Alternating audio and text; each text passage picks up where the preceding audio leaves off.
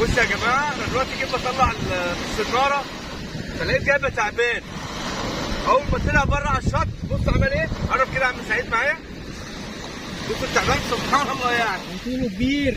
بصوا المنظر ده، شوفوا عاملين ازاي. هو دافن جسمه، هتطلعوا دلوقتي مع بعض ودفن جسمه لوحده. شوفوا بقى قد ايه هو. ارجع كده ورا يا عم سعيد، صلى على النبي. لا امسك كده، ارفع ايدك فوق، ارفع ايدك. بص ارفع ايدك. بص يا جماعه. حط تاني على الارض. حط بقى في الارض يا محمد. حط على الارض. حط في الارض. هنقرب تاني بقى نشوف هيعمل ايه.